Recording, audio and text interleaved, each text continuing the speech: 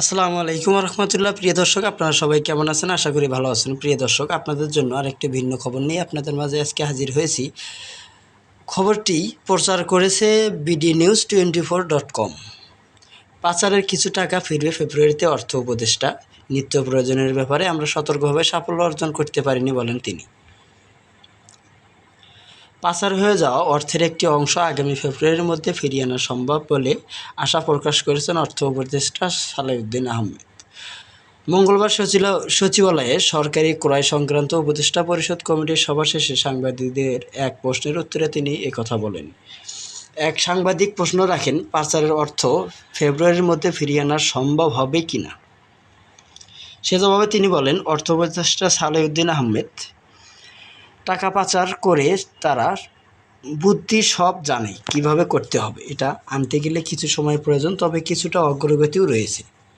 অনেক লিগ্যাল ফার্মের সঙ্গে আলোচনা হচ্ছে, ফেব্রুয়ারির মধ্যে হয়তো কিছু আসতে পারে। বাকিটার জন্য আমরা ক্ষেত্র প্রস্তুত করেছি। তিনি বলেন, এই ফর্মালিটি কোনো সরকার অ্যাভয়েড করতে পারবে না। মনে করেন আমি বললাম টাকা দিয়ে দাও, সেন্ট্রাল ব্যাংক সুইস ব্যাংকে বলে দিলাম টাকা দিয়ে দাও, তবে দেবে না তো। এটা আপনারা লিগ্যাল ওয়ে যেতে হবে। সেটা তো অলরেডি আমরা 11-12টা আমরা একেবারে প্রায়োরিটিতে দেখছি। আর বাকিগুলোর মধ্যে যেগুলো 200 কোটি টাকার বেশি তাদেরকে ধরা হচ্ছে। অন্তর্বর্তীকালীন সরকারের পদক্ষেপ নির্বাচিত সরকার রাখবে কিনা এমন প্রশ্নের উত্তরে সালেউদ্দিন আহমেদ বলেন, রাখতে তারা বাধ্য, কারণ যে প্রসেসগুলো আমরা চালু করলে এই চালু না থাকলেও তো টাকা ফেরত আনতে পারবে না। এরা যদি বসে থাকে ফেরত আসবে না। আর যদি আনতে হয় প্রসেসগুলোতে মেনটেন করতে হবে। এটা তো ইন্টারন্যাশনাল প্র্যাকটিস। এটা ছাড়া কিভাবে আনবে?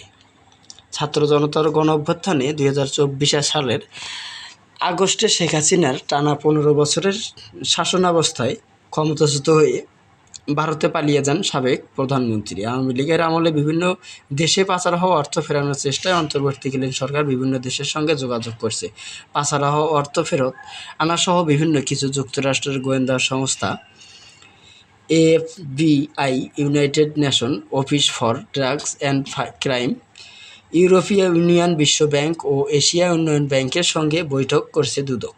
অন্তর্বর্তীকালীন সরকারের প্রধান উপদেষ্টার কাছে গত ডিসেম্বরে দাখিল হওয়া শ্বেতপত্র কমিটির প্রতিবেদনে বলা হয়েছে, শেখ হাসিনার আমলে গড়ে ওঠা প্রতি বছর 1,600 কোটি ডলার পাচার হয়েছে। কোনো উপদেষ্টা নিজের এলাকায় বেশি বরাদ্দ দিয়েছে এমন বিষয়ে উপদেষ্টা সালেউদ্দিন আহমেদ বলেন, না, প্রজেক্টগুলো তো বহু আগের করা। সবজিসহ বিভিন্ন পণ্যের ঊর্ধ্বমুখী মূল্য প্রসঙ্গে উপদেষ্টা বলেন, সিজনের শেষের দিকে সবজির দাম কিছুটা বেশি থাকে, তবুও আমি বলবো এখানে বাজার মনিটরিং, পাইকারি বাজার, খুচরা ব্যবসায়ীদের কিছু হাত আছে। এটার ব্যাপারে আমরা সতর্কভাবে সাফল্য অর্জন করতে পারিনি। প্রিয় দর্শক, আজকের মতন এই পর্যন্ত থাকছে। পরবর্তীতে সব নিউজ পেতে আমাদের সঙ্গেই থাকুন।